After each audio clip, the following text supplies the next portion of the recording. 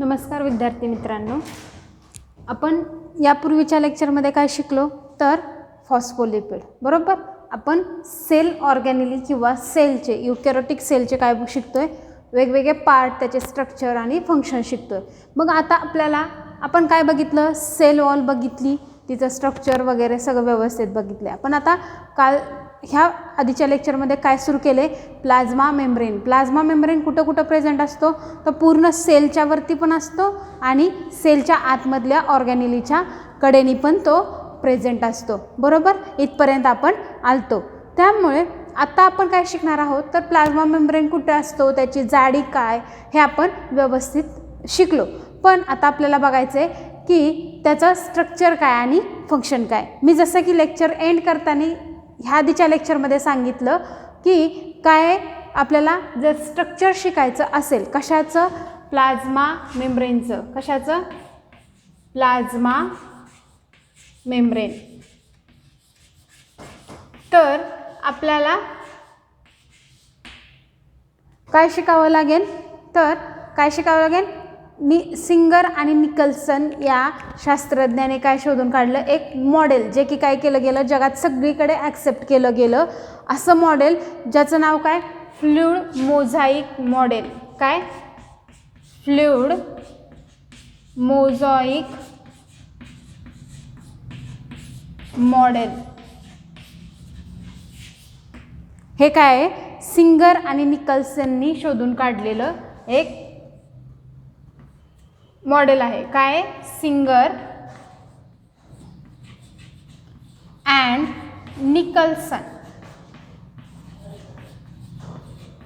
निकल्सननी शोधून काढले. हे दोन्ही काय आहेत, शास्त्रज्ञ आहेत आणि ह्यांनी काय केलं, फ्लुइड मोझाईक नावाचं एक मॉडेल तयार केलं.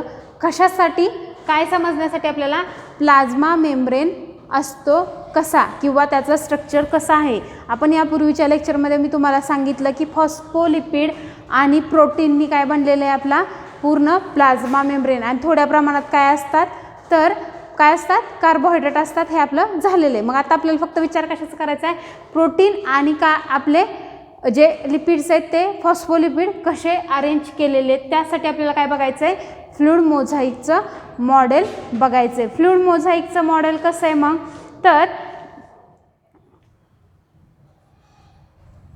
किती सालामध्ये, इन 1972 मध्ये काय केलं, सिंगर आणि निकल्सननी काय शोधून काढलं तर हे फ्लुइड मोझाईक मॉडेल मांडलं. मग हे फ्लुइड मोझाईक मॉडेल काय होतं रे, किंवा हे युनिव्हर्सली काय ॲक्सेप्ट केलं गेलं तर त्याच्यातल्या सगळ्या प्रॉपर्टी त्यांनी जे सांगितल्या आहेत की त्याच्यात फॉस्फोलिपिड असतात, त्याच्यात प्रोटीन असतात, प्रोटीन असे अरेंज केलेले असतात, तसे अरेंज केलेले असतात, हे व्यवस्थित त्यांनी मांडलं. त्याचबरोबर ते तसंच आहे किंवा ते तसंच होतं आणि ते युनिव्हर्सली काय केलं गेलं किंवा व्यवस्थित समजून सांगितल्या त्यांनी त्या प्रॉपर्टी, म्हणून ते आपण सगळ्यांनी काय केलं, मान्य केलं. म्हणून आपण काय शिकतो, प्लाझ्मा मेम्ब्रेनचं जर स्ट्रक्चर शिकायचं आहे तर तुम्हाला फ्लुइड मोझाईक मॉडेल माहीत पाहिजे. मग फ्लुइड मोझाईक मॉडेलमध्ये काय सांगितलेलं आहे तर फ्लुइड मोझाईक मॉडेल एक्सप्लेन करताना सिंगर आणि निकल्सननी सांगितलं आहे की according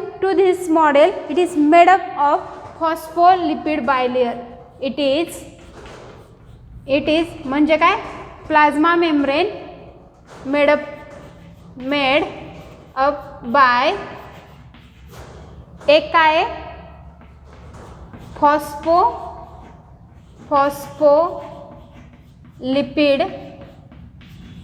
bilayer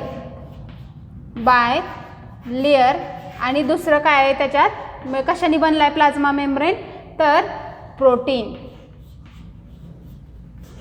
plasma membrane made up bye phospholipid bilayer and proteins. मग फॉस्फोलिपिड बायलेयर आणि प्रोटीन्सनी काय बनलेलं आहे, प्लाझ्मा मेम्ब्रेन. असं कोणाच्या किंवा ह्या मॉडेलच्या अकॉर्डिंग थ्रू सांगितलं आहे त्यांनी. According through this model it is made up the phospholipid bilayer and proteins. हे आपण ह्याच्या आधीच्या पण लेक्चरमध्ये म्हटलं की काय असतं प्लाझ्मा मेम्ब्रेनमध्ये, फॉस्फोलिपिड्स असतात आणि प्रोटीन्स असतात, पण त्याची अरेंजमेंट आपण पाहिली नव्हती. मग आता आपल्याला काय बघायचं आहे, फॉस्फोलिपिड बायलेयर आणि प्रोटीन्स कसे अरेंज केलेले असतात. तर फॉस्फोलिपिड कसे असतात हे आपण ह्यापूर्वीच्या लेक्चरमध्ये पाहिलं की कशा असतात फॉस्फोलिपिड्स. तर हेड पार्ट आणि टेल पार्ट असं मी यापूर्वीच्या लेक्चरमध्ये तुम्हाला सांगितलेलं. त्याच्यासाठी तुम्हाला या आधीचे लेक्चर बघणे गरजेचं आहे. ते बघितले नसेल तर तुम्हाला हे समजणार नाही. त्यामुळे यापूर्वीचे लेक्चर तुम्ही वंदना भिवारे या यूट्यूब चॅनलवरती जाऊन बघू शकता. तर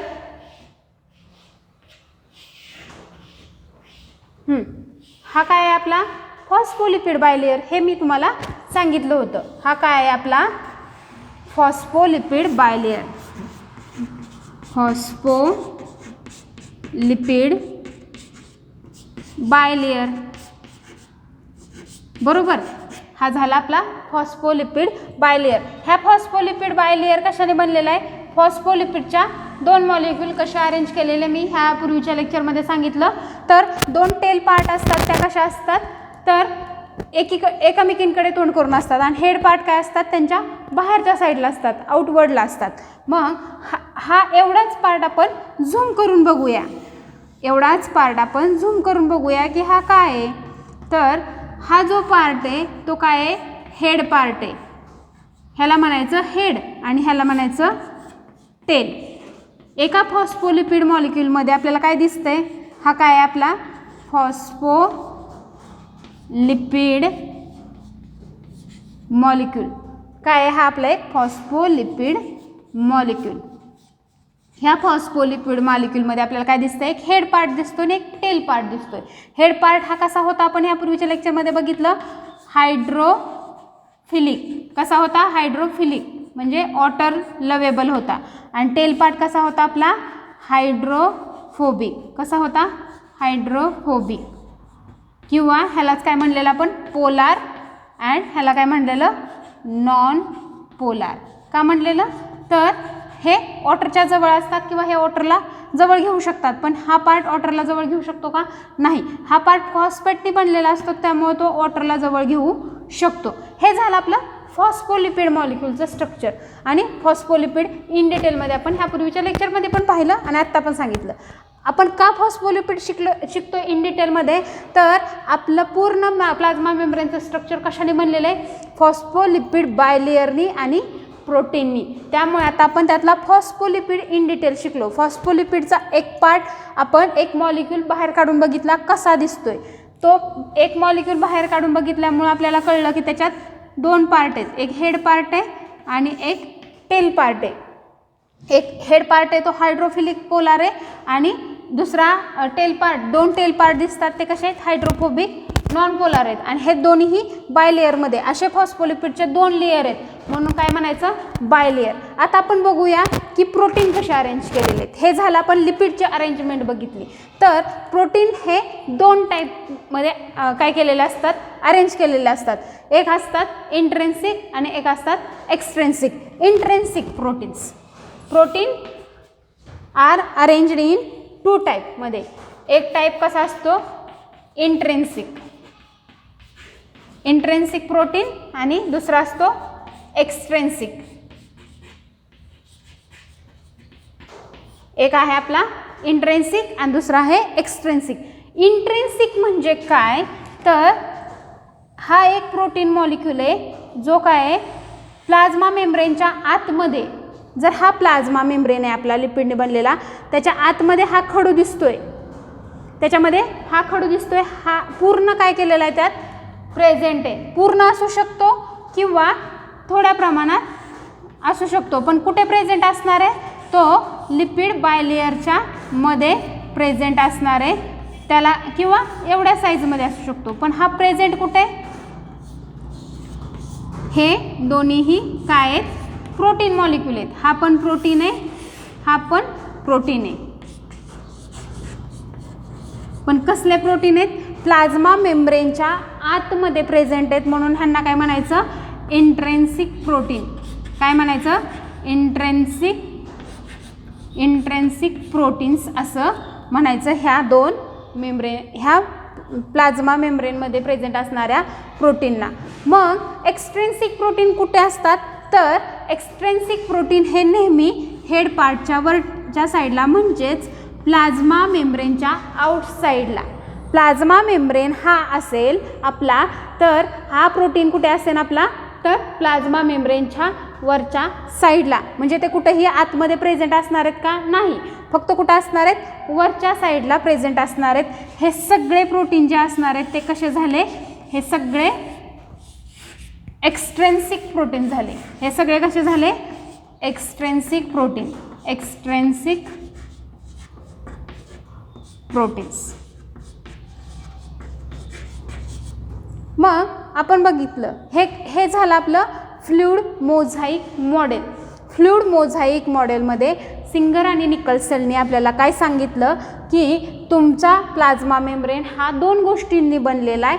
त्याच्यात काय आहे, तर फॉस्फोलिपिड बायलेयर आणि प्रोटीन. फॉस्फोलिपिड बायलेयरची आपण अरेंजमेंट बघितली की कशी असते, आणि फॉस्फोलिपिड हे ॲक्ट कसे करतात, ॲज अ फ्लूइड. म्हणजे कसं, तर मी ह्याच्या आधी पण सांगितलं आपला लिपिड मॉलिक्यूल कसा ॲक्ट करतो, फ्लूइडसारखा ॲक्ट करत असतो.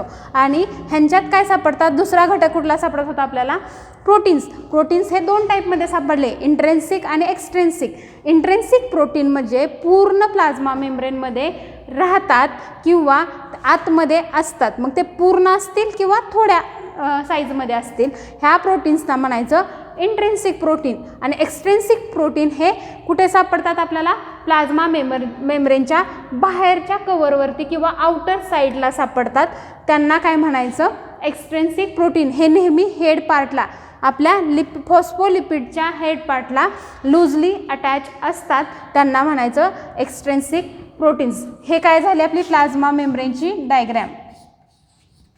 Plasma membrane,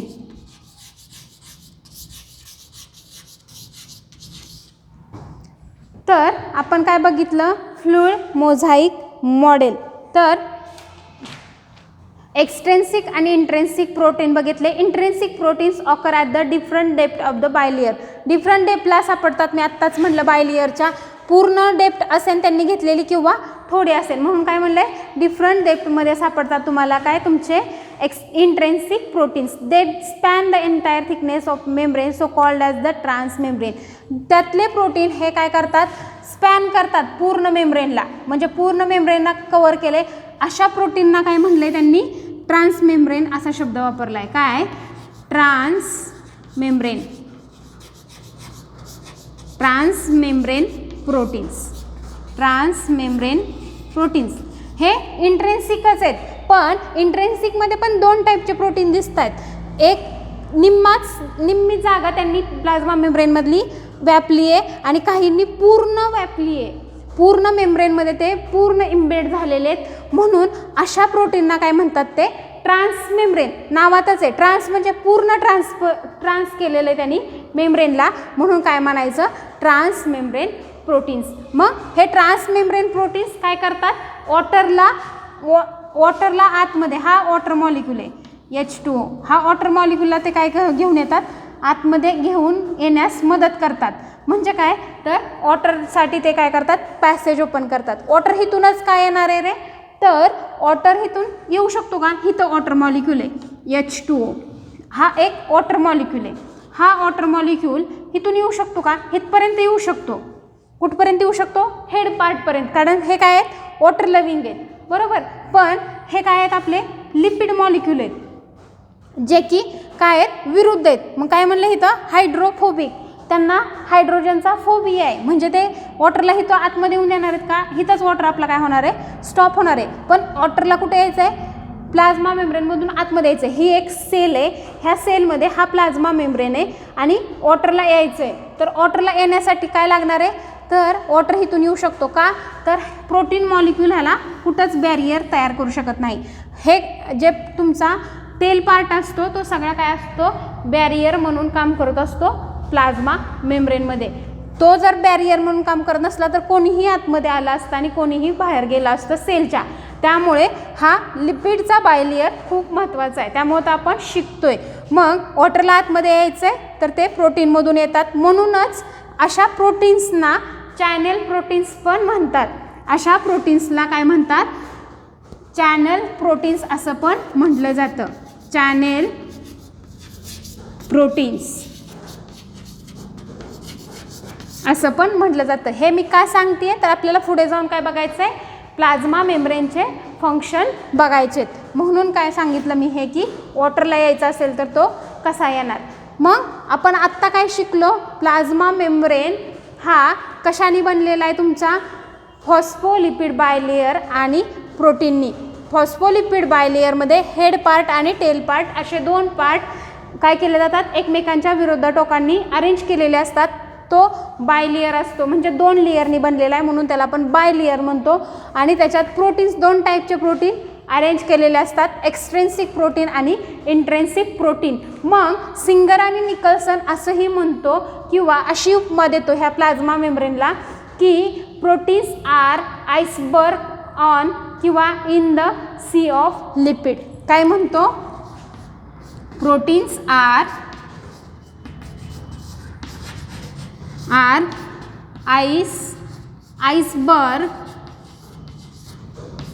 iceberg in sea of lipids.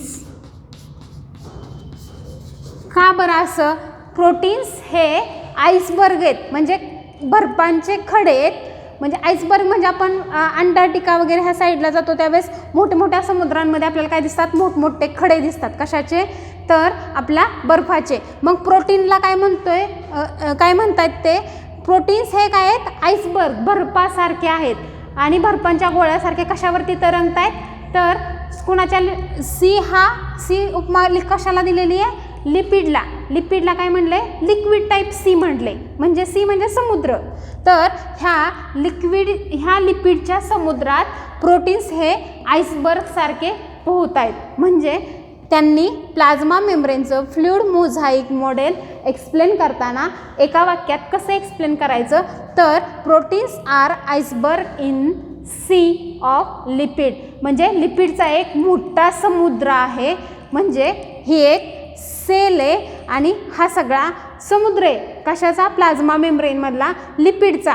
आणि ह्या लिपिडच्या बायलेयरमध्ये असे आधेमध्ये काय केलेले आहेत, प्रोटीन्स हे बर्फासारखे तरंगत आहेत. म्हणून काय म्हणायचं, तर त्यांना काय म्हटलं त्यांनी, proteins are iceberg in the sea of lipid, अशी त्यांनी एक उपमा केलेली आहे.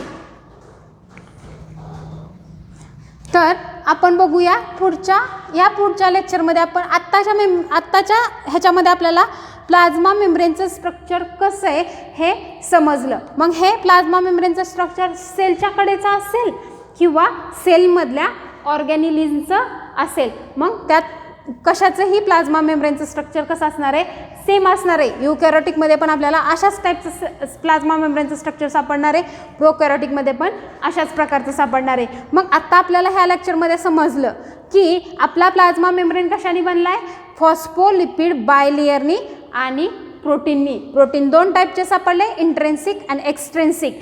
आणि इंट्रेन्सिकमध्येच आपल्याला काय दिसले, काही प्रोटीन हे पूर्ण प्लाझ्मा मेम्ब्रेनना त्यांनी काय केलेलं आहे, कव्हर अप केलेलं किंवा त्यांच्यात पूर्ण ते बुडालेले आहेत.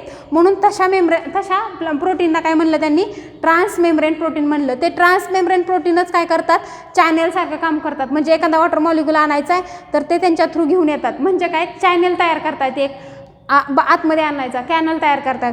मग त्यांना काय म्हणलं, चॅनल प्रोटीन्स पण असं म्हणलं गेलं. तर आपण आत्ता स्ट्रक्चर बघितलं. या पुढच्या लेक्चरमध्ये आपण प्लाझ्मा मेम्ब्रेनचे काही ठराविक फंक्शन आहेत ते आपण फंक्शन इन डिटेलमध्ये शिकूया. हे लेक्चर व्यवस्थित ऐकल्याबद्दल धन्यवाद. आणि हे तुम्ही व्यवस्थित तुमच्या नोटबुकमध्ये व्यवस्थित लिहिलं गेलं पाहिजे. काय करा, डायग्राम काढा आणि त्यावरून त्याचे पॉईंट 2-3 लिहा, म्हणजे काय होईल, तुमच्या लक्षात राहील. तर आपण बघूया पुढच्या लेक्चरमध्ये काय बघूया, प्लाझ्मा मेम्ब्रेनचं फंक्शन. धन्यवाद.